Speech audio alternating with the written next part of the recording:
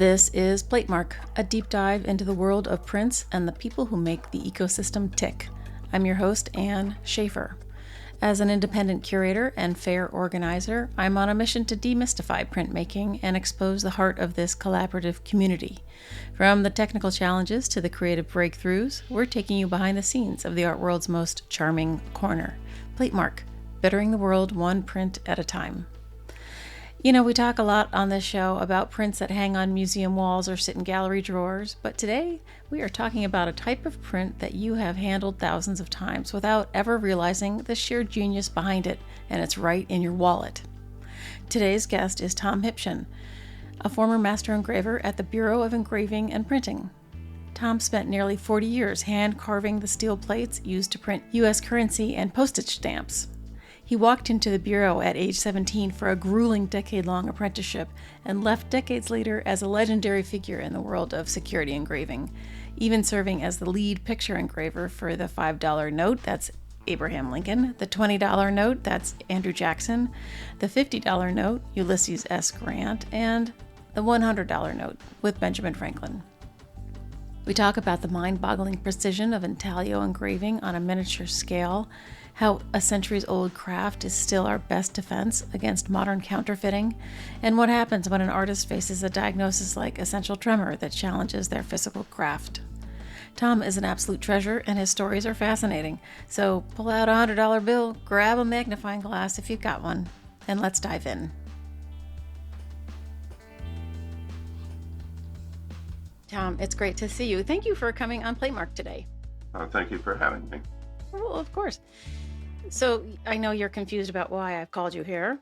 Yeah. And I'm sure listeners are like, what's going on? So this is super exciting for me. And I've been trying to find someone just like you for a while. You had a long career at the Bureau of Engraving and Printing with the federal government, and you engraved the banknotes that everyone carries in their wallets. And I wanted to talk to a banknote engraver for a long time. So that's why we're here. Okay. Okay. Can you introduce yourself for everybody before we get too far? All right. My name is Tom Hipschen. I live in Arlington, Virginia with my wife, Patty, who's also an artist. And I worked for the Bureau of Engraving and Printing for 37, almost 38 years. I retired in 2007, so I've been retired for quite some time now. So I can't give you any current data on what happens at the Bureau of Engraving and Printing because they've moved on considerably since I left. And I'm sure they wouldn't want you telling all the secrets anyway, right? I don't know the secrets anymore. I know how we used to do it in the way back. Right. Yeah, so in the small amount of reading I've done on you, there's a lot of discussion about a 10-year internship to get to where you started, I guess, as a Fed. I mean, who's running what? Tell us about that. Yeah, that was a formal apprenticeship, a 10-year formal apprenticeship to become a picture engraver. It's 7 years to become a letter and script engraver. In the engraving field in the United States, things were always divided up. Letter engravers, there were actually script engravers and square letter engravers within the letter engraver category. There were guys that ran the guilloche machines that made all the spider webby stuff around the edges, and a lot of other machines that would make wavy lines or straight lines or ruling machines. And the picture engravers and the letter engravers were separated. And even within the picture engravers, in the way back, there were etchers and engravers. The etchers would do all the background elements and the ruling machines, tonalities and things like that, and a lot of buildings and foliage and that sort of thing. And the picture engravers, the direct engravers with the burins would do the portraits and figures and things like that. So they were all assembled together by different people in general.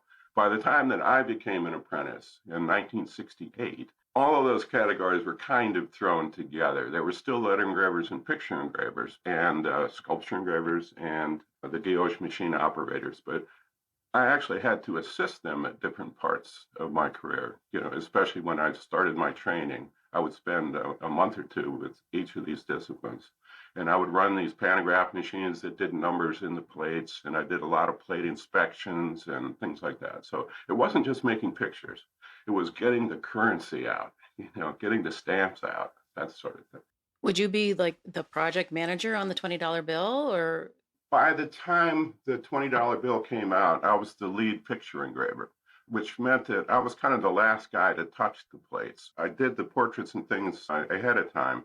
The designers came up with the concepts. The engravers would be split up amongst the different engravers, and we'd all do our different little parts, and then they'd be assembled by a group of people called siderographers. In the way back, that was the reason that steel plate engraving was made, because they invented this thing called siderography in the late 1700s. It's the reason that the banknote business was centered in the United States for many, many, many years. At one time, there were 8,000 banknotes in the United States. What? Because every little company and bank and state and anybody could get a charter to create a banknote for their regional area. There were lots and lots of engravers. In the very beginning, there were very few. It was like Paul Revere was one of the first engravers, that Massachusetts Bay Colony stuff. And that was 1600s. There weren't really many engravers at all in the United States at that time. Gradually, as more and more of these states started making their own banknotes, they started hiring all these really high-end engravers from other countries to come, mostly from Europe. And the local engravers did very crude things, which were very easily counterfeited. So they needed to get some high-end guys in here. It was so attractive to engravers that we became the premier repository for security engraving in the world. At one time, the United States made well over 100 banknotes for different countries all over the world because our manufacturing was so great. Is the United States, as a governmental or the Bureau, hired to do Thailand's currency or whatever? Like it's a formal governmental contract, or are they hiring you as the best? We don't do anybody else's currency anymore. That all ended around World War I. Actually, it went into the 20s, early 20s, but those contracts gradually all went away after the World Wars. And by the time that I came into the Bureau of Engraving, we weren't doing any currency for any other country. Other countries do that, like in Note Printing Australia does the notes for Thailand. And there are several large groups of security manufacturers, I guess you'd call them, who actively pursue contracts with other countries. They create their own paper, they do all the designing, engraving, and production, and they just ship the notes to those countries. Wow. Actually, there are countries that use American banknotes as their currency, and they don't create their own currency at all. But it's all just our U.S. money. Huh. I guess that would be easier. Yeah, absolutely. But Tom, oh my God, I have so many questions. Jesus. I mean, I want to talk about the paper. I want to talk, there's so many.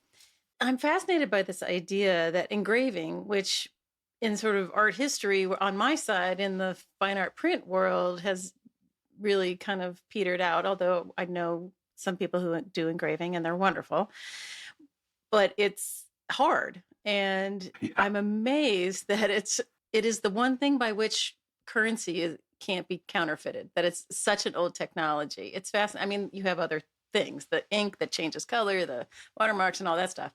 But I'm just fascinated by this idea that something so antiquated, sort of, is the thing that lasts.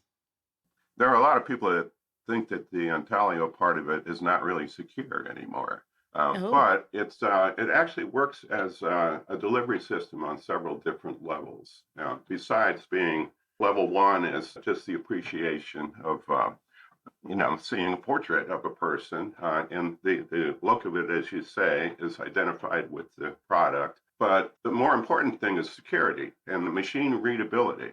So intaglio printing, say the portrait or whatever, could be printed with magnetic inks or infrared inks or, any manner of different things that is machine readable. And there are lots of security things underneath the intaglio portrait. It's intaglio offset and letterpress printing on each banknote. So it's secure at several different levels, 6 or 7 different things on each side of the banknote, believe it or not. So the reason that it's still intaglio, I think, is the look of it. Oh, interesting. And then it doesn't exist in other places, so it's not easily counterfeited because you have to have the same kind of equipment that we have. So another government can counterfeit our currency pretty easily, but just a regular person would have to have some amazing equipment to be able to pull it off.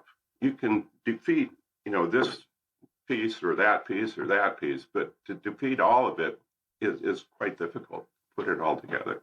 Okay. So I have a technical question, which is how many plates are jigged together to make a single bill?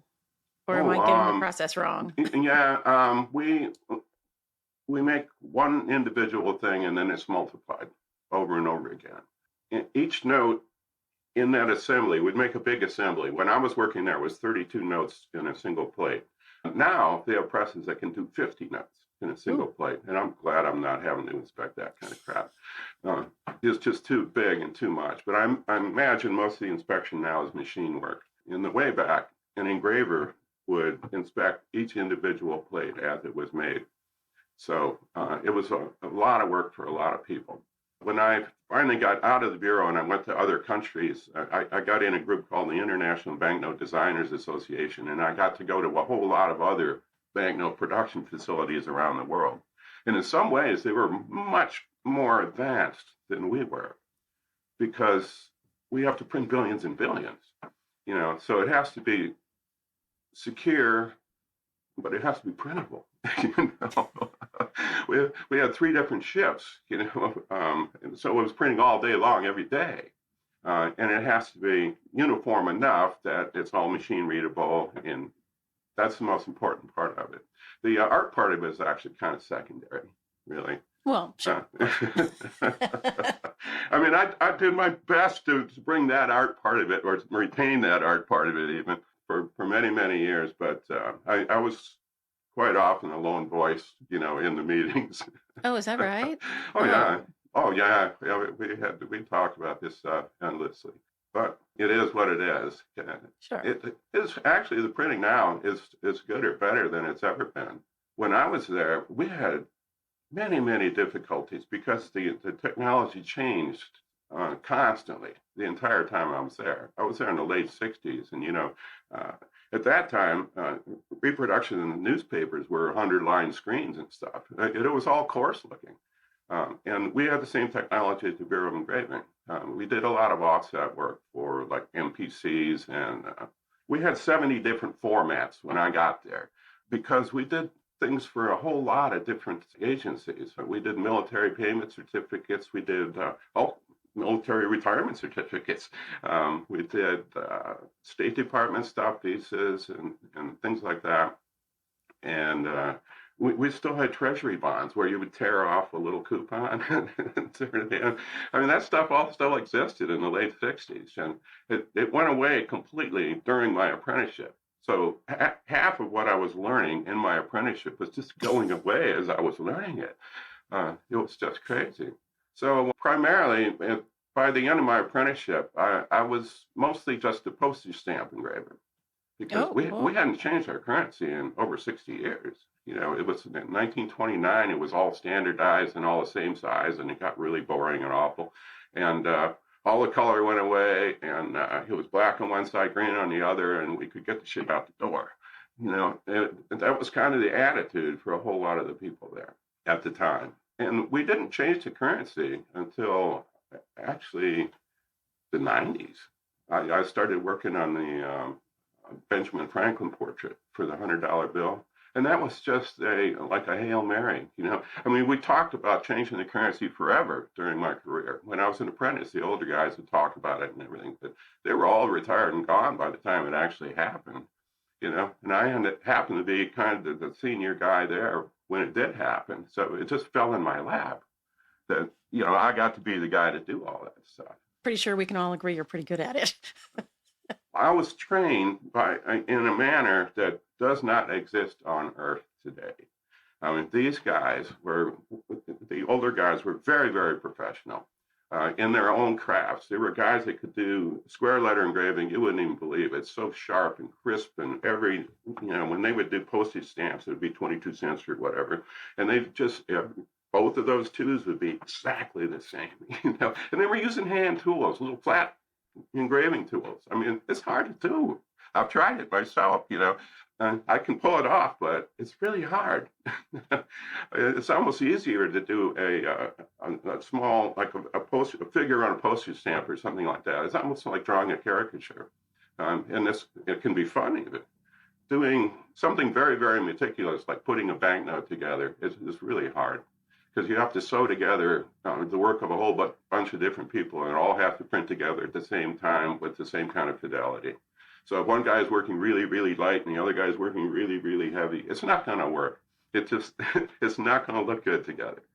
So it's really kind of hard to get it all perfect when you're doing it by hand. Now it's all done by computers, but in the way back, it was really a job of work. I'm still a little confused. Forgive me. And this is one of my specialties, is like asking the really, really obvious questions. If you have a jig that has 30 banknotes, are you re-engraving your part of it 32 times? Oh, no, absolutely not. My first image, my first image would be the portrait or the vignette or whatever. Then it would be assembled by this group called the siderographers. I would go back in and tickle it up to make this one master plate. That's the finished note. We all agree this is what it's going to look like. Then that note is reproduced. And it's been reproduced in different ways over the years. In the beginning, it was the real siderography was a chemical and heat process where they would take a roll of steel. The engraving that I worked on would be annealed back to soft, but it would be hardened after I engraved it. After it was hardened, they would take a soft steel roll, and under incredible pressure, they would lift that image up so you had a surface image. Then they would take that roll and get a great big plate, and they would roll it. They would harden that cylinder then, and the big plate would be soft, and then they would roll that hard cylinder into the soft plate, and it would reproduce it with perfect fidelity. It was every line, every depth of every line was absolutely perfect, and they would do this 32 times on a big plate. That's incredible. It was incredible. I mean, these guys were masters because it displaces metal when you do that. Right. So you would have to go into this big master plate then, and any anomalies that would show up because of the process would have to be taken care of by engravers. Oh, so you might go in and kind of adjust a line or two or 5 or 10? Yeah. On what? Yeah. It might be a week or two of work, fooling around to get this whole thing exactly right. That was called a master plate. Okay. And then from the master plate, they would grow an electrolytic plate from that. They would put a plating solution over the surface of it, dip it in a tank, and grow another plate on top of it, which would then be a whole alto, we called it, because it was raised. We would have that alto. Then the engraver would go over the alto to make sure there was nothing wrong with that, because it was a galvanic reproduction of the master plate, okay, but it was raised. Then, after that was perfect, they would start making printing plates from that. They would grow another plate from that alto to make a printing plate. So the transfer is multiple times. It was multiple times, exactly. Well, that was the way it was done for 250 years, Right, or whatever. But it involved this hardening process. It was a thing. We had a big cauldron, I would say, that was glowing this beautiful color. It was molten cyanide at 1600 degrees, and you would coat the plate. Or the dye, the original dye, and you put it in there for a period of, it was about as long as it would take to smoke a cigarette, as one of the hardeners told me, 20 minutes or so, till that plate got hardened up, and it was just bright cherry red, just beautiful. And they pull it out of that, and they go over and dip it in a cauldron of oil that was like 800 degrees or something like that to quench it. Flames and smoke and stuff. And then they pull it out of that and they take it over into some oil that was slightly cooler, only 100 degrees or something. So it would do this for all these these huge plates. In the beginning, they had curved steel plates that weighed 40 or 50 pounds, and they'd be dipping these in this process. I mean, it was just amazing. Guys would be in these flame-proof suits, with big flash shields and stuff. It was really old technology when I got there. It was amazing. And we actually did that right up to the 90s, late 80s anyway. Oh It was amazing. But that started to go away early. And then they started to do a plastic molding process. So we'd make that original die, like I told you, and it would be assembled, and we'd all approve it and everything. And then they put it in a machine and press plastic into it to make the alto, to make the plat. And then they would take a whole bunch of these little molds, and they'd glue them together with an electrostatic machine. They would edge glue them together. They'd all be cut to a certain size. That made the master plate, and then they would silver spray that and put it in a tank and grow the alto from that, and then they make printing plates from the alto. So they still kept the galvanic process, but the origination process went from siderography to this plastic molding prep. Later on, we tried to photo etch directly into plates, and photo etching was pretty common then, but it wasn't quite precise enough to do exactly what we needed. The really fine line stuff just didn't work very well. So we started this whole deal where they would etch inside of etched lines, believe it or not. We would do shrinks of lines, shrinks and expansions of lines. We'd do a really fine line, and then we'd do a little coarser and a little coarser, and all in perfect registration to try to reproduce the hand engraving using just straight photo etching. And that was a royal pain, I'll have to tell you, because it all had to be trimmed up and, edges cleaned up and stuff like that. It was, right. And we tried hybrid things where we would transfer directly, using the siderography into a plate, and then we'd photo etch stuff around it. And it was hard to get a really good emulsion on the plate to get a perfect photo etch. And it was a royal pain to do all that crap. But it's the way we were actually assembled the notes in the 90s. Well, the notes came out in 1996, but we were working on them, 6-7 years before that. It takes forever to get a banknote improved. Even after we put it together and printed it, you can't just put it down on the street. You have to make sure all the machine readability works, both in-house and for people who are making change machines. Because you put notes into a machine in Switzerland or something like that, $100 bill, and you'll get the local cash, or it used to work that way. So the individuals that made these other machines that read our currency didn't tell us how they did it. We'd have to show them a finished note, and then they would go and figure out what part of that note they're going to use as an indicator for their process. So it had to be done months and months ahead for several different countries.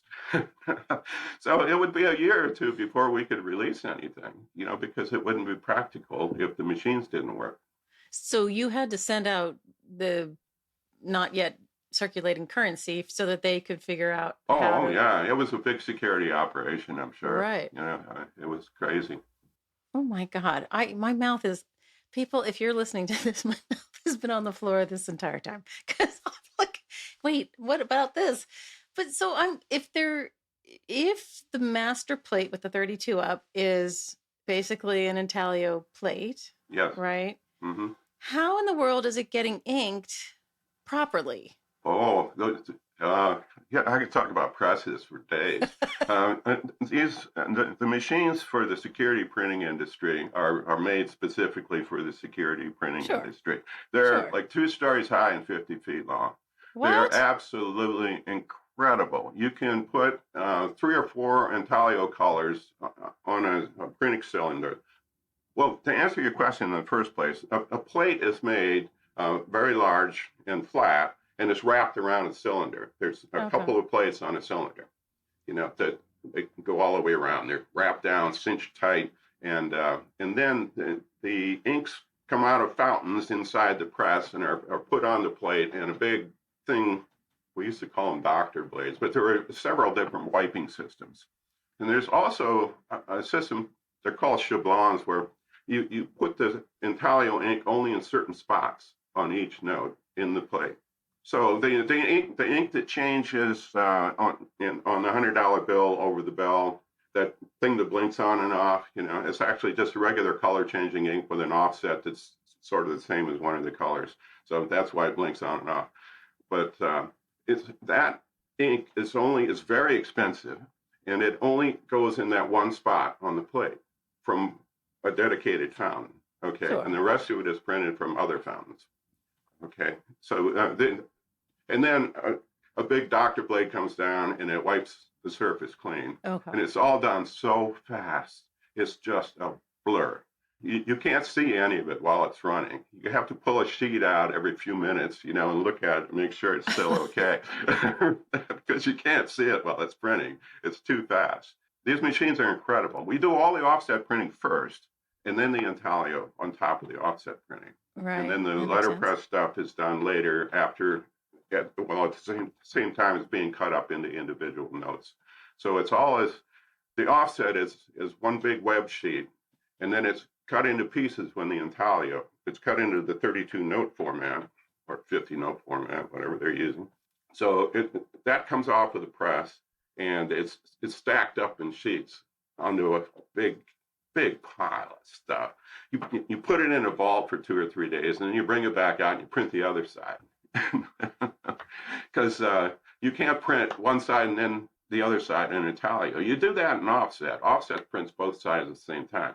But those machines are incredible. Oh my God! There's nothing else like it on earth. I've never seen offset machines. You can put like 8 or 9 colors on it, and these colors are all blend together. It's not just one color on top of another color. It's like a pink and a blue over a purple and an orange that all blend together at different parts of the image. It's absolutely incredible. In the fine art side, when we're sitting there wiping our own plates, yeah. we talk about the mixing and muddying of colors and the simultaneous color print viscosity situation where you how are they putting all those colors down at the same time? It's amazing. Yeah, it is. I know how to put it into a design so it happens, but I don't know how they make it happen. Oh my God! It's like watching television. I can appreciate it, but I don't know how it works. But so the offset is the color, the sort of color moire that's behind not moire. What am I saying? The gradient that's behind everything. It's broken up into pieces too. The offset. There are a lot of different functions in the offset, and there are different sorts of things for that. So it's a lot of the security is delivered through the offset system. Before the intaglio even goes on it. And those little strips that are in there, the plastic strip, they're plastic, right? I mean, I feel like when they first started plastic, they're pretty amazing, and there are lots of different things, holograms and kinescopes, sure. But when we started in the 90s, that was like a little nylon fiber strip or something, and that was a disaster because kids started just tearing them out. I was remembering. And that ruined the security of the note. So we'd have to print another note. During my career, we started with just the paper by itself. Then it was the paper with a watermark on it. Then it was the nylon strips. And then all of the holograms and all of that stuff came on it. Then people started printing on plastic. I was actually sent to Australia one time for a period of time because they were making plastic currency for 2 or 3 different countries. This plastic was made by a company called Securency or something in Belgium, I think. But for some reason, Note Printing Australia was the leader in the use of this stuff. So I went there to study it to see if we could apply that to our currency. And it turned out we couldn't because they did it in small batches, like a ream or two, in these little stacks that I was talking about. And our stacks are 4 or 5 feet high. If you did that with the plastic currency, it just turned into a brick. You can never pull it apart. Right. The drying time, it didn't. The inks didn't soak into the substrate or anything, so the inks were special. Actually, you had to print gravure on top of that, and then print intaglio on top of the gravure in order to make it really work. And it was just like a whole nother step that we didn't have room for.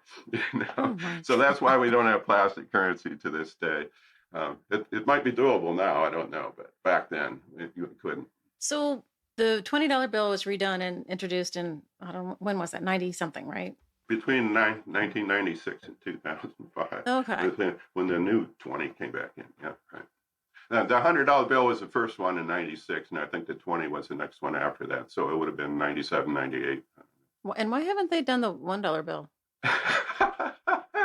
That's a wonderful story. Someone decided a while back that if we did away with the $1 bills and replaced them with a $1 coin, that we would save a lot of money because $1 coins last for 30 years, and a $1 bill has to be replaced every 3-4 years, something like that.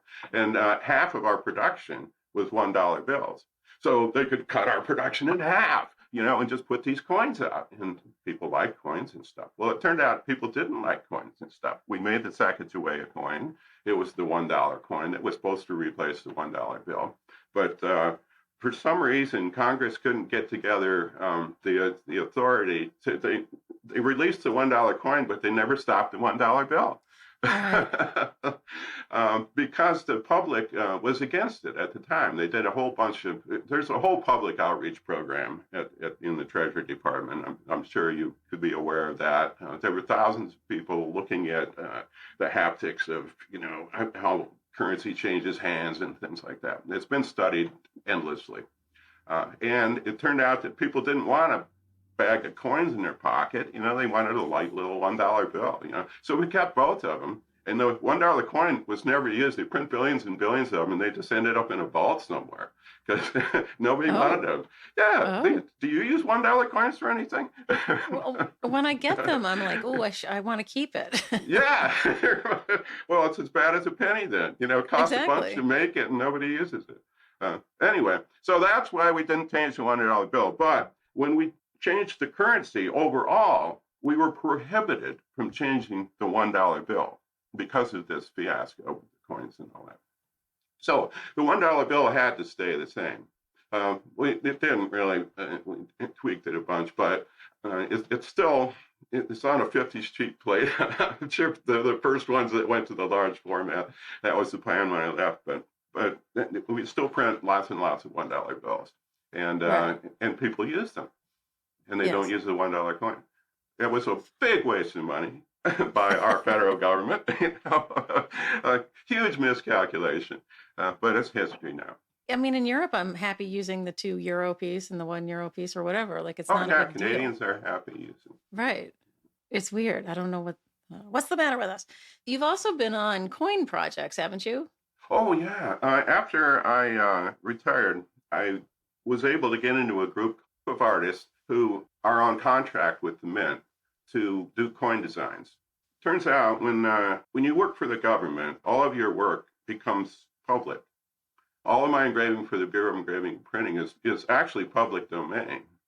Oh, I mean, you can't counterfeit money because that's a whole different set of rules. But right. anything I did for it, belongs to them and not to me.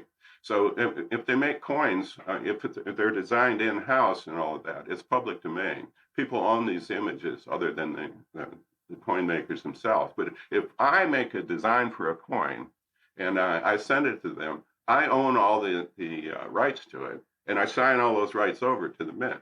So the mint Oh, owns all the copyrights to the coins, and it's not public domain. huh. So they have this group called the Artist Infusion Program, Oh, AIP, there you go. Artist Infusion Program. So I've been in the Artist Infusion Program. I think I first came across them in 2010 or something. I was still right up until this year making a design or two a year for them. And it's been a whole lot of fun. I really like working with those people. The group of artists are just scattered all over the country. I think that's something that they take into account when they hire people. And you work under an embracing contract that allows you to get paid on the government platforms. But that's a contract at the beginning of the year. And then through the year, they'll send you an individual contract. Do you want to do this coin, or do you want to do this coin? And then you would get to design a coin, but you're not the only one. there are a half a dozen other people that might be designing the same coin. And in the end, it goes through several iterations. The congressman that made the law, the liaisons, the people that wanted this coin done in the first place. Sometimes it's legislatures of different states or something like that. Anyway, there are a lot of different groups that look at it. Plus, it has to be coinable. So the artists at the mint have to look at it and they say, well, these letters are too small or something, So but it has to go, it's vetted through all these different levels. And then it goes to a group called the Citizens Coin Advisory Committee. And these people will sit around and they look at all these different designs and they choose what they consider to be the best of these designs. And then it's sent to, I guess, the director of the mint, and he signs off on it. And then, only then do they make a coin. Wait, it's the design is chosen from a selection of X number by a jury of X, people who are not involved in the mint. Exactly. Wow. Yeah, these people are appointed by a whole bunch of different people. I mean, they're from all walks of life. They're not necessarily artists. How do you get on that committee? Yeah, that's good. Maybe I should, sign up for it. You should. God. But so my question is about the coins. They're bas reliefs, really, right? So they're sculptures. Yeah. Right. So what's your process? Oh, well, that process is, I just make a drawing. I send it in, and the sculptors at the mint have to turn it into that.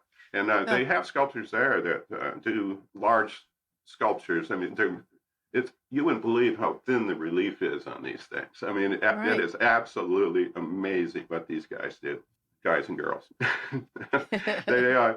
Some of them work actually by hand with clays, and some of them now are using computers. I imagine there's more and more computers now all the time. But they make a three-dimensional piece, and then it's reduced by a machine to what's called a hub, and then the hub, hammers a piece of metal and makes it into a coin. So it's more complicated than that, but interview one of those people. They're fabulous. Wow. It sounds a little more simple than the jigging together of 32 bills and all the various pieces parts. It's still done so fast, it's a blur.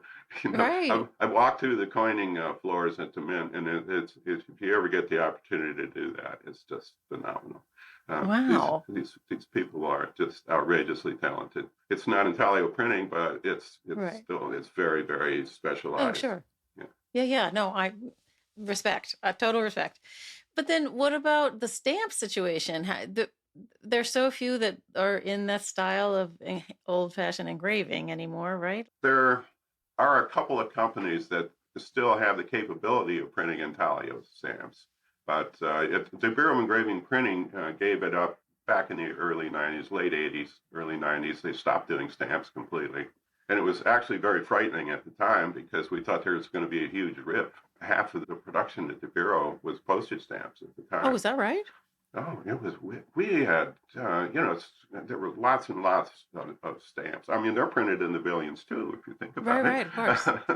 And they're all done way in advance, and it takes still a design department. You still have a security staff. You got.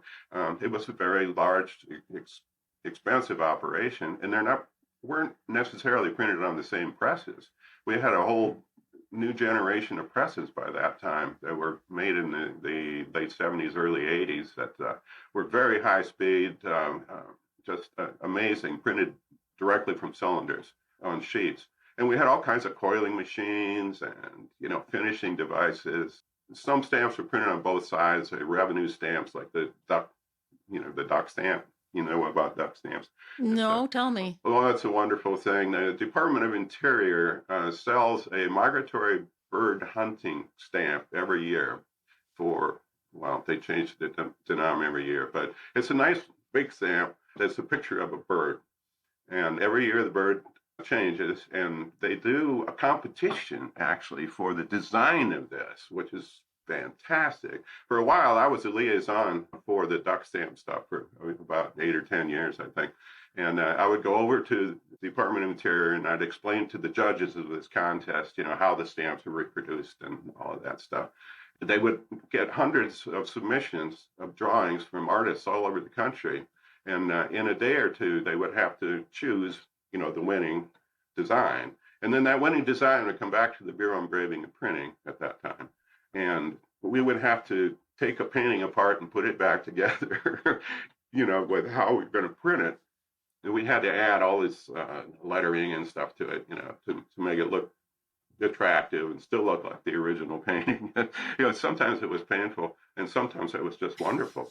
But it was a very small run. It was something we at the Bureau really loved to do because it was unique and individual, and we really had the whole palette of equipment at the Bureau to use. We could put as many colors in as we want almost, and spot colors, not just regular offset. It was a lot of fun, and I got to meet the artists and all that stuff. It was really good. That actually went to outside contractors later too, when everything else went away. The Bureau of Engraving only makes currency now. I don't think they do anything else. My impression was that it was only currency. And then as you started talking about the stamps and everything, I was like, oh, of course, it's not the Bureau of Currency Printing. It is the Bureau of Printing, right? Well, it is currency printing now. They probably still do specialty things like, piece of pieces or something, but they only do the origination for that and somebody else prints it, government printing office or something. Oh, right. There's a government printing. It's amazing to me. I, back in my younger days, was a curator at the National Gallery. So I was a Fed for 7 years. Excellent. And so I'm familiar with the sort of craziness of what it means to be a Fed. But this is like a whole new level of... Well, I'm making it sound like it was just one failure after another, but it wasn't. It was just like the changing technology and how we had to address it over time and all of that. When the computers came in back in the 80s, and I had never even touched a computer before the late 80s, and somebody just plopped one on my desk and say, do a report. I didn't know how to type. I didn't. It was just horrific, so that was on top of the engraving part of it. A lot of it was just the Tuesday morning meeting, when everything went bad, and we had to just fix it. How many people were involved in putting together the single $20 note before it got into the process of printing? When I first went to the Bureau, I think there were around 20 engravers or so. The security printing industry in the United States was just totally crumbling. Like I said, it almost completely went away in the 50s. But there were still a handful of places that were making certificates and sort of private security stuff. And all of that was going away. And the Bureau of Engraving and Printing was hiring all of the people that were trained in those disciplines in those places. So they had done this for like 25 years. When I was hired, I was told I was the first apprentice that was hired in over 25 years. What? So they didn't really have a program in place. They had it all written down, from pre-World War II of what it was supposed to look like. So they just applied that to me. So I was learning these really old school things in a very old school fashion from these old school guys. It was like working with your grandparents. I was 17 years old, and these guys were all World War II vets. They didn't treat me very well. I was a kid. I was younger than their kids. So they gave me a lot of meaningless tasks and stuff. A handful of them, were really good and very supportive, and the majority of them were not. When I went there, like I said, I was 17 years old, and right after I got there, I had to apply for the draft. This was 1968, Tet Offensive, everybody my age had to report for the draft. And I was selected, to go. And I gave away all my stuff. And I was 2 weeks away from shipping out. And someone in the HR department gave me a occupational deferment. And the old guys, it turns out that it took 3 years for them to put this apprenticeship thing together to hire apprentices because there wasn't any process in place. So they had to create that process. And then they hired us, and we were all young guys at the time. And we all had to apply for the draft immediately, So the HR people said, "Oh my God, we're going to have to go through this again." So they gave us occupational deferments. And the older guys have been, all war vets. They thought we were a bunch of draft dodgers. Right, of course. So we weren't treated all that well. Oh my God. In the beginning, that was just, in the So the back. occupational deferments were based on we really need a company could say we really need these people and you would get deferred? Well, if you were going to school or something like that, you Okay. could get an occupational Okay, deferment. right. And I was basically going to school. I was in an Right. apprenticeship, but it was a 10-year long apprenticeship. By the time you were done, the war was over. 10 years seems exceedingly long. Well, because of everything that was in that program that was left over from the pre-World War II. Like I said, half of that stuff was not even all that necessary. They just made me do it. And I had to do a lot of like scrubbing out of plates and stuff like that, and plate inspections and pantograph where I put numbers in the plates. I forgot to mention, when you make this big 32 plate thing, it goes onto back then it went onto a machine, a pantograph machine that made set numbers into each of the notes on that plate. So it was eight needle pantograph, so you had to keep moving the plate and etch these little electro etch these little numbers in the notes. So the notes from that plate would be different from notes from all the other plates. So you could follow any note progression. You'd know exactly where it came from. Anywhere they could find a note, in California 3 years later, and they know what day that was printed and what plate it came from. Oh. It was the tracking was absolutely amazing. I'm sure it still is. But they don't use that pantograph stuff anymore. Right. There's no electro etching, any of that. It's all computers now. The counterfeiting thing has been a problem since the word go, right? Back in absolutely. Times? The very early banknotes were done by, like I said, they were silversmiths and jewelry engravers. There weren't really any intaglio engravers in the United States back then when they started making the intaglio notes. So they were very easily counterfeited, which is why they got all these professionals from Europe to come over to make the notes, to make them less and less easily counterfeited, I guess. Are the engravers and designers, is there like a wall of fame in the Bureau where, you can look back and say the first engraver that was X, Y, and Z? Is there any sort of record? Absolutely. Okay. Well, I know that, but no, it's not common knowledge, I don't think. I don't think so. I had a hard time finding you. There is a guy named Mark Tomasco in New York that is the repository of all things American banknote. He just knows everything about American engraving, and he has examples of all of it. He's an amazing character. He's the guy to talk to about this kind of stuff. He has the whole history in his head, and he has examples to show you and prove. I love that guy. He's incredible. But he's a historian hobbyist? Like it's not his profession? Yeah. Yeah. Well, he writes for magazines and journals and stuff like that. Okay. But sorry, Mark. No.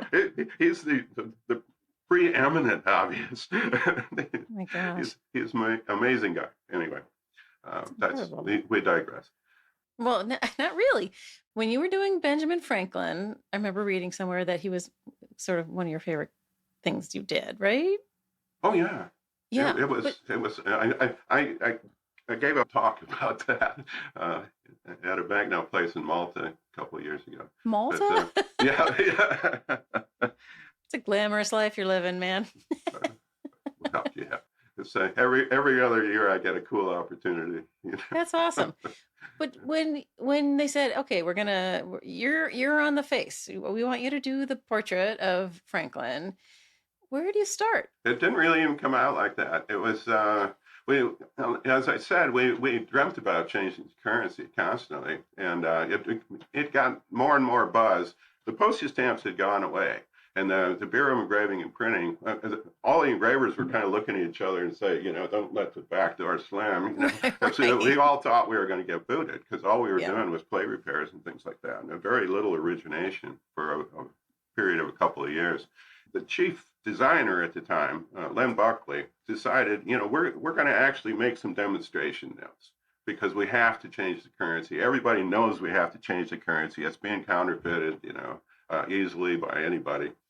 He went up to the National Portrait Gallery, and that painting hangs in the National Portrait Gallery, the portrait of Franklin. And it was awesome. Really, really good image. We didn't have to redesign anything. They just said, Tom, how about if we just make an engraving? At that time, most of the currencies in the world had these very large portraits, and we still have the little ones. And they said, why don't we just make it, big enough to go from the top of the note to the bottom of the note, and just go ahead and make an engraving, and we'll put it in one of our packages. They were always delivering things to Main Treasury saying, we could do this, we could do this, we could do this. Okay. And Main Treasury just looked the other way. So I did this large portrait, but it wasn't really commissioned by anybody. It was an in-house project, and I still had other things to do. So I fiddled around with it forever and ever. I looked it up later, and I put 500 hours into engraving that portrait. Oh my! Well, a lot of it was going into the vault and getting it out and cleaning it off again. And then looking at it. What was I thinking? So it wasn't like I just started at one end and finished it. It was back and forth a whole lot. There's value to that. When you look at an image over and over again, if it's gone for a month or something and it comes back, you say, oh, God, yeah, I could do this to it, or I could do that to it. So I got to do that, and it took me, 500 hours over a period of a couple of years, and they bundled it in a package with a whole bunch of other images of colorful backgrounds and things like that, and it went up to Main Treasury, and I think it was in the Clinton administration at the time. They sent it back and said, well, this doesn't look like American currency. It deliberately didn't. We were trying to add all this color and stuff to it, So we had to make incremental steps. But the only thing that was left from it was the portrait. They kind of liked the portrait. So we had to design a new note around this thing. And at that time, it was engraved in steel. I did it in the old-fashioned way. And so it had to be done kind of at the same size. You couldn't really blow it up or reduce it very much, because it was so fine line. So they had to design a new note around it. And that became the 1996 note that came out a few years later. So I actually did that in 92, I think. I think I finished it then. I feel like maybe I'm wrong, but it feels like the portrait on a banknote that has the most modeling and shade and contour, and it's so particular and fine. It's nuts. Oh, it's the most complicated engraving anyway on a banknote, sure. Yeah. So the picture engravers were always the high end of the whole operation, and it was because of the portraits. It's very difficult to do a portrait. Right. It's hard to paint one, hard to draw one, to get the essence of a person, and still have all these security features and all that, and get it to the point where it's printable enough to not overtake or be overtaken by all these other elements around it. It's getting harder and harder because they're adding more and more crap on top, and they never take anything away. Right. When you were doing the engraving and within the 500 hours, were you taking proof states and printing as you went? Oh, yeah. So you had a little press that you guys could use and test things out? It's engraving and printing. I talked about the divisions between the letter engravers and the picture engravers. The divisions between the engravers and the printers. That was a whole nother thing. The printers were the empire. They were the guys that got the stuff out the door and all that. The engravers are in a little atelier up in the top, in the corner. And I was never allowed to print anything at the Bureau. If I touched a can of ink, I would have had my hand cut off. Well, we had a proving room, and a plate printer was assigned to this area. This plate printer would be fully capable of using these big presses and all that, but he could also do handwork. And And I can't say that I got trained, but I assisted a lot in that room, and I would often take my die in. I got more proofs pretty much than any other engraver. The proving room is right across the hall from me, and the printer was a friend of mine. So every other day I'd go over there and say, "Hey, you got time?" And we'd pull another little proof. And I'd have to go through this whole process to get that proof after he pulled it. We'd have two or three people come in. They'd have to stamp the thing and sign, And, I had a whole drawer full of little proofs piling up, and I had to get rid of them every once in a while and turn them all back in. And it took half an hour, 45 minutes just to turn them back in. So they exist somewhere? No, they destroyed all that stuff, I'm sure. Boo. Yeah. Well, it would have been just tons and tons and tons of stuff. Yeah, I know. Actually, in the very early 70s, they had cabinets full of old engravings, these old treasury bonds and things like that. Just tons and tons and tons of that stuff. And I had to assist in destroying it. Some of it was taken out and sent to, I think, the Smithsonian. So if you were at the Smithsonian, you might have seen some of that. They have a big vault in the basement with a lot of stuff. But it was only a tiny fragment of all the stuff. It was all chopped up and destroyed. We had giant shredder machines. And you can buy shreds of currency, Right. Of course. Yeah. So they did that to all of that stuff. Wow. It was just taking up space. Do you, as a now retired person, do you engrave for yourself? I have in the past, but I've recently run into a medical problem. Okay. It's called essential tremor, which makes it virtually impossible to engrave anything anymore. It's a terrible thing because I think I can do it. I get right down there. I hold the tool in my hand. I go, no, I can't do it. So it's it's a sad thing. But at the end of my career, I wasn't doing any hand engraving anyway. The last 4 or 5 years there, I was just training other people how to use these etching machines, I guess you would call them. We started doing laser engraving in plates towards the end of my career. And I had gone to Lausanne, Switzerland to look at this equipment. And my role was to just tell them, does it actually make different depths, in the plate and all of that. And I went and looked at it. And I spent about 3 weeks and I was just knocked out. I mean, they could do anything they wanted to do. I could put my name in the bottom of a line, with this equipment. It was accurate to plus or minus 5 microns, they said. But when we measured it, it was accurate to 1 micron. It was absolutely amazing. The problem then was scanning for depth. We didn't really have the good equipment for that back then. You could measure a depth, but it would just be like a stationary thing. And, an engraving goes, all over the place. So you could reproduce very, very well individual little areas, but to get all of the complexity, it took a couple of years to get that in. But it was an amazing machine. And I came back and I said, yeah, it works. And they bought it immediately, $1.5 million or something. I was going to say, do you remember how much? Yeah, build a room dedicated to it with a whole nother level of security around it, blocked all the windows. It was nuts. But I was the only one that had ever seen it, so they assumed that I knew how to use it. And it was the guys that invented it showed it to me, Right. And they weren't going to come and work at the Bureau of Engraving. They were selling those machines, So these days, I know you haven't been there in a few years, but I imagine that people are designing digitally and the laser engraver is doing its thing and the handwork is out of it? Oh, yeah, I assume so.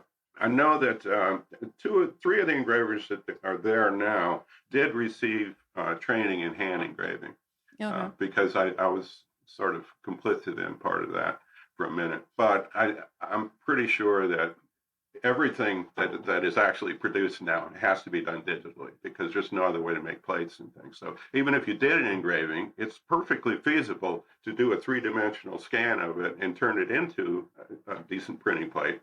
But they're not going to do that. Right. It's so much quicker and easier to do it in a machine, than to do any handwork. And I doubt they have the hardening process or any of that stuff anymore. Yeah. That doesn't exist. Wow. There's There's so much. My head is exploding. Oh my God, it's so fascinating, and I'm thank you. I know this feels like an odd fit for you, but I think that part of the point of the pod is to demonstrate how many ways you can be creative and creative adjacent in the print ecosystem, and how many places printmaking pops up, and currency was an obvious one, right? So I'm grateful that you took the time to talk to us about it, because Don't forget the postage stamps. I did 130 postage stamps over right, time. and the And I stamps. love doing that because you could do something in a week or two. And then, the next year it'll be out on the street and people will be saying, hey, Tom Hipschen did that. So I was sort of famous in my 20s almost, because my name was in the paper. It impressed my mom. I'm impressed, I'll tell you. I have such respect for engravers anyway, because of my interests in the intaglio world and artistry. But yeah, it's a whole different level of precision that you guys were operating at. It's just amazing. I'm so impressed. Well, thank you. Well, you're welcome. But I just wanted to say once again, thank you for talking to us. It's been really great. Oh, you're quite welcome.